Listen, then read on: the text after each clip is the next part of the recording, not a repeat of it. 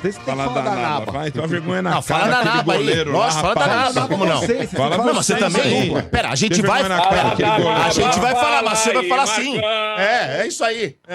Vou falar, meu Quintino, ó, tô muito triste, velho, com a derrota do São Paulo pro Botafogo. Que deu Doce derrota. Exato. Mas, Muito triste. Ô, Marcão, não deu a impressão de que alguém ligou pro Jandrei e falou, ô, meu, e é isso, vai ficar defendendo essa porra dessas bolas aí até quando? Pô, mas impressionante, né, RG? O Jandrei, pra mim, até a falha no segundo gol, pegou pra caramba. Era o melhor jogador do São Paulo na partida. Pegou uma bola, aliás, duas, né?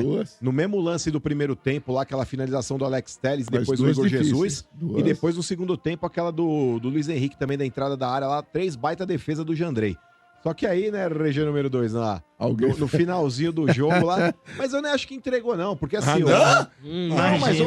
Mas o cara pegando tudo. Vamos imaginar que aí ele vai lá, olha pro cara e dá um chute. Não, cara, faz aí, velho. Do nada virou a chave. Ele pula pra cá. na cara do gol. Não, mas atenção, uma coisa, por exemplo, Domênico, se o Palmeiras estivesse vencendo ali o Fluminense, e você falar, o São Paulo, pra não correr nenhum tipo de risco lá, e o Botafogo tomar um gol sem querer... O São Paulo vai lá e entrega. Mas foi no segundo tempo. Você acha que os caras ficam gritando, tá 1-0? Não, mas aí os caras mostram lá, Domênico. No placar os caras mostram. E o Willian Gomes tava querendo meter gol. Imagina só tomar pra ele lá de novo. Até em relação aí aos jogadores que a gente cobra para que o Zubeldia utilizasse nessa reta final de Campeonato Brasileiro, já que o São Paulo não brigava por nada, né? E a única expectativa que o São Paulo tinha era de estar na fase de grupo da Libertadores com a vitória do Botafogo para jogar a gente ali na Libertadores 2025 já na fase de grupos, era isso que o São Paulo queria. Então, nos últimos 5 jogos, não é que ontem contra o Botafogo o São Paulo não jogou bem. Entregou. Nos últimos 5 jogos, o São Paulo perdeu 3 e empatou 2. Não queria nada, Marcão. Exato, mas São Paulo não queria mais nada com o campeonato. É isso que eu tô falando, Quintino. Eu acho que o São Paulo, depois daquele empate contra o Bragantino, tava disputando ali, cabeça a cabeça com o Internacional. O objetivo já tinha. Aí o São Paulo, ele empata com o Bragantino e o Internacional vence, se eu não me engano, o Vasco da Gama, lá no Rio de Janeiro. São Paulo ficou pra trás e viu que não ia conseguir chegar no Inter lá pra poder brigar por esse G4 ali e garantir a sua vaga direta. Pô, bom, garantido na pré-Libertadores eu já tô. Então, você soma aí ao fato de já estar garantido na Libertadores 2025, você soma ao fato de já estar com direito de imagem atrasado, eu acho que isso pode ter, de repente, também colocado os jogadores nessa condição de não correr tanto. E você soma o fato do São Paulo... A alteração do time também, do São Paulo não ser um time bem treinado, na minha opinião. Todo alterado. Então, são esses 3 elementos. Então, mais uma vez, ontem, até falando um pouquinho do esquema tático, o Zubeldia, ele entra com 3 zagueiros ali, só que ele não entra com 3 zagueiros. Ele mantém uma linha de 4 e improvisa o Juan para fazer o lateral direito. Então, isso mostra para mim a falta de repertório tremenda que o treinador do São Paulo tem. E não é de hoje que eu falo e vou continuar falando em 2025, porque para mim não vai mudar. Ele já mostrou que ele é incapaz de mudar esse esquema tático do São Paulo. Às vezes varia do 3... Aliás, do 4-2-3-1 para um 3-4, o 4-3-3, como ele atuou ontem. E o Willian Gomes, que o Bento tava zoando aí, o moleque ele quer mostrar serviço. Lógico. Foi bem, hein? Foi bem. Aliás, mais uma vez, sabe por que ele foi bem, Quintino? Porque no jogo contra o Juventude, que o São Paulo perdeu, ele deu assistência pro gol do Luciano, ele jogou aberto pelo lado. Ontem, mais uma vez aí, o Zubeldia deu oportunidade pro moleque jogar aberto, que é a posição de origem dele, o moleque foi bem mais uma vez. Então... cansou, acho que ele entendeu que o Willian Gomes não é centroavante, né, pra ficar brigando com o zagueiro. Então, se o moleque ele tem, é por isso que eu falo, o Willian Gomes, guardadas as devidas proporções, mais uma vez eu vou falar, não tô comparando qualidade, mas característica. É o Estevão do São Paulo, é o moleque que vai pra cima do adversário, que não tem medo de jogar, é o moleque que tem aquele futebol realmente lá, em progressão, tá ligado? Tipo, é objetivo.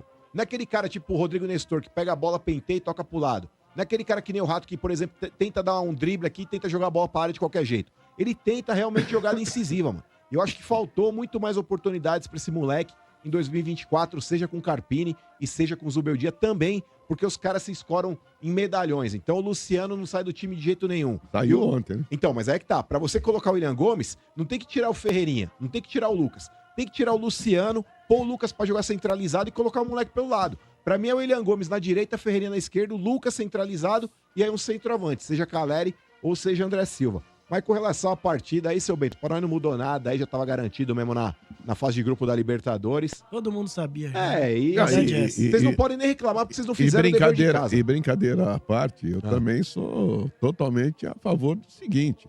Por exemplo, o Palmeiras Não tem que depender do São Paulo para ser campeão. Tinha que depender dele. Sim. Né? Tiveram um confronto direto. Perdeu o título lá contra o Botafogo. Como qualquer... Por quê? Porque teve a oportunidade, chegou a ficar líder do campeonato, quer dizer, então dependia única e exclusivamente dele. Você imagina, a hora que o São Paulo empatou o jogo, é que não teve grandes possibilidades. Aquele gol que o São Paulo fez ali, achou, na verdade, porque o Marlon Freitas foi tentar dar uma penteada, foi tentar segurar a bola, o moleque roubou a bola dele. E não foi falta, hein? Não foi. Aliás, ele roubou a bola 2 vezes ali, contra o Luiz Henrique no lado, continuou a jogada, roubou do Marlon Freitas de novo, e aí, tipo, foi lá e fez o gol. Mas numa dessa, RG, você imagina se o São Paulo consegue virar o jogo pra cima do Botafogo, o Palmeiras perde do Bragantino. Eu falei isso na produção. Mas isso aí não ia acontecer, porque chegou no ouvido, igual chegou no ouvido lá do Jandrei, chegou no ouvido do Palmeiras, o Palmeiras falou, não é isso não. O Palmeiras jogando em casa, ele tinha obrigação de vencer o Tuti, vai lamber essa mão, Tuti. O ponto veio aqui também. Já a gente vai falar disso. Calma, fala do São Paulo. O negócio é o seguinte, Marcão, vamos lá. Saídas, né, e chegadas. Isso dá filme, hein? Saídas primeiro, por favor. Nestor deve mesmo pro Bahia. Né? O Galopo também foi procurado por clubes argentinos, já não tá. Deve também deixar o clube.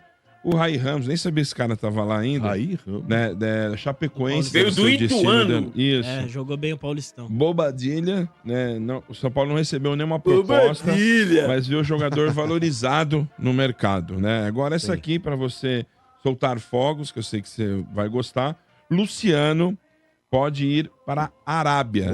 Né? Deve fazer o seu último contrato lá, pegar aquele belo contratinho e zerar o game da vida. O Santos tentou ele também, viu? Tem que ter despedida pra ele, né, em alto nível, assim.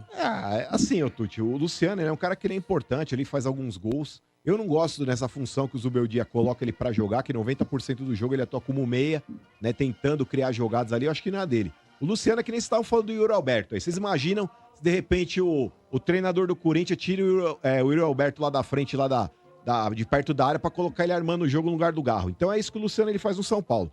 Né? Na minha opinião, ele não tem esse cacuete aí. Eu acho que é um bom finalizador de jogadas, mas o Zubeldia nesse esquema, nesse 4-2-3-1 que ele gosta, aí o Luciano, ou ele tem que jogar como referência que não é a dele, e aí pra não tirar o Caleri do time, ele mantém o Caleri, mas coloca o Luciano pra ser esse cara aí. De urgência, né, Marcão? Assim, sabe que o Zubeldia pediu aí 4, 5 jogadores também pro ano que vem, meia, atacante, mas assim, acho que a urgência maior até, isso tá bem enfatizado até por vocês aqui, é a lateral esquerda. Tem o Wendel também, que o Corinthians entrou na jogada. E esse aqui, que eu acho bola, o Marlon.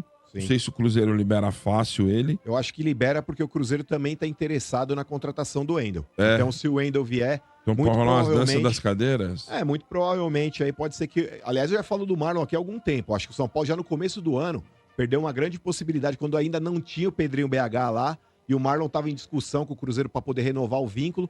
O São Paulo já tinha que ter chegado lá e dado uma trucada no empresário do cara.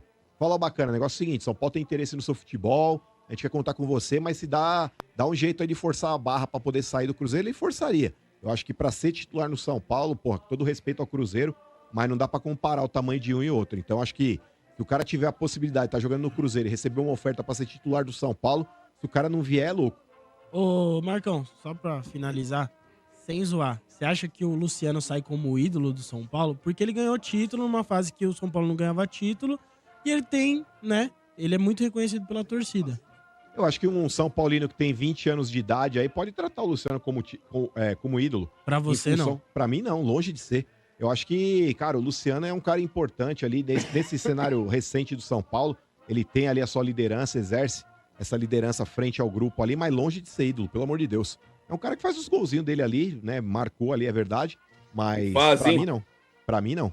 Que fase, Luciano ídolo, olha. Porque muita gente, tem muita gente que diz. Tem, viu, eu ouço ouvir falar bastante, Quintino. Os Lucinete de plantão, aí tem o fã. Então, ó, por exemplo, o Quintino, é mais fácil resumir, ó. Por exemplo, o Bambi não tem o Luciano como ídolo. O Trica tem.